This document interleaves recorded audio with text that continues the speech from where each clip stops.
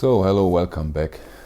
Today we're talking about the Rolling Stones half-speed master editions from Abbey Road. This is in a way my third half-speed master Abbey Road video. First has been about the Sade box set, and then we have talked about the Bob Marley half-speed masters.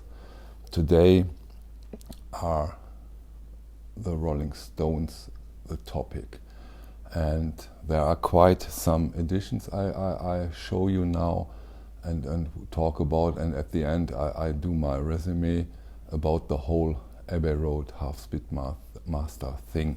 So just let's go into it. Let's start with the first edition, and the first edition is a very, very important, gorgeous album, fantastic album, Rolling Stones Exile on Main Street. Comes with this Obi, and not much to say about the album, I think, but about the edition. So there are two editions out there nowadays from Abbey Road. The one edition is in the box set they put out, and this is the single release they did some month ago. And this release sounds awful. It's terrible. Don't buy that. It's flat, it's hollow, it's simply nothing. Keep your hands away from this, the non-box set edition of Rolling Stones Exile on Main Street from Half-Speed Master. As simple as that. Not good at all. Terrible. Okay, now for the releases they put out some weeks ago. I've gone through all of them, quite some Rolling Stones listening, and I compared them, but I have to explain how I compared them to the very, very early British pressings. I don't have those British pressings. Volker Bohlmeier, some of you know him already, over at Einstein Audio has those early pressings, and we got through them at his place, and I've listened to them, and so I know how they sound. And I've heard them, and then I went back, got my Half-Speed Masters edition from Abbey Road, and listened to them. So that's my reference point. And let's go into the next gorgeous recording from Rolling Stones. This is a 2 LP set from Goat's Head Soup, and it sounds okay. Not as good, far away from the early pressing, but it sounds okay. It's okay. Has been a very expensive vinyl for some time, so it may be an alternative. Next one is the Rolling Stones Voodoo Lounge 2 LP set. Again, okay. Digitally sourced, doesn't sound that bad. I wouldn't go so far and say it sounds good, but it sounds okay. Next iconic album, iconic release, the Rolling Stones Black and Blue. I don't know. Didn't like it that much. A bit flat. Not good. Not good. They don't come with a huge diploma like the Bob Marleys. They just come with this hype stickers, and it says Half-Speed Mastered Audio, finest quality vinyl pressing, 180 gram black vinyl. Yeah. So if you are not into high quality or audiophile, this one will suffice, but doesn't sound that good. Next one is Rolling Stones Emotional Rescue. It's okay. It's okay. If I remember correctly, the difference between the original pressing is not that big. Sounds okay, not bad. Can get it. Rolling Stones Tattoo You single disc edition, okay. Next, Rolling Stones, Dirty Work, again, okay. Rolling Stones, Undercover, once more, sorry to be boring, okay. Next one, It's Only Rock and Roll, great album, I like it very much, sounds okay. The Rolling Stones, Steel Wheels, guess what? Okay. Okay.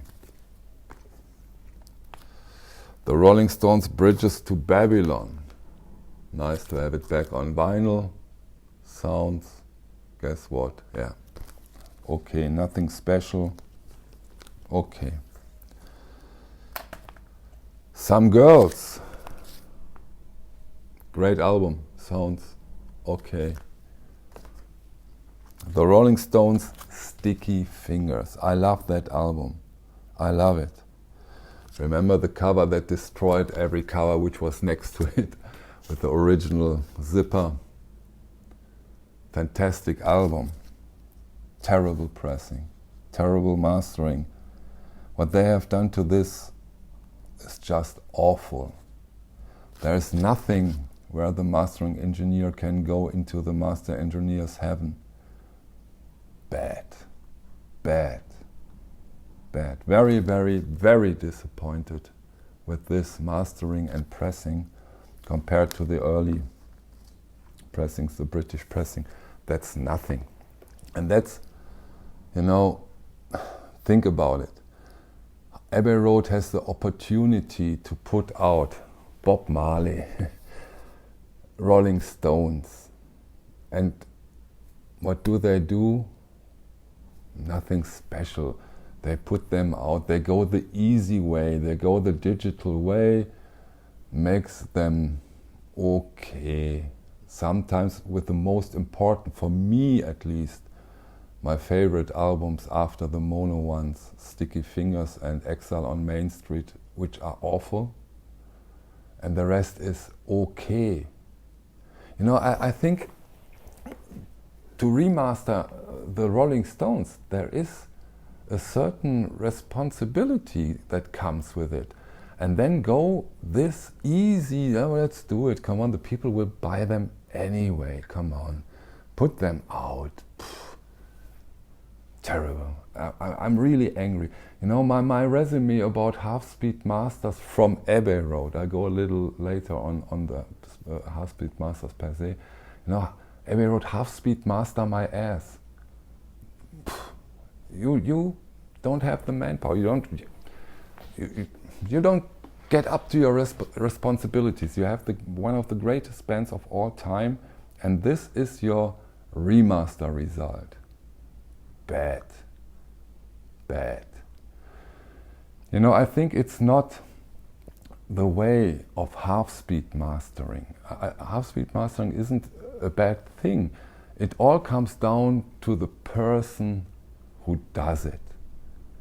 It all comes down to the craftsmanship of the mastering engineer and his team and his equipment. And there, Abbey Road seems to be on the bad side. I have no other idea why some of them sounds so flat.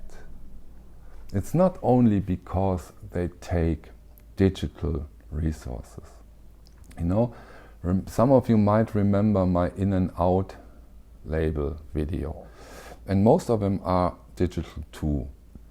And some of them sounds fantastic. So it's not because they are digitally sourced.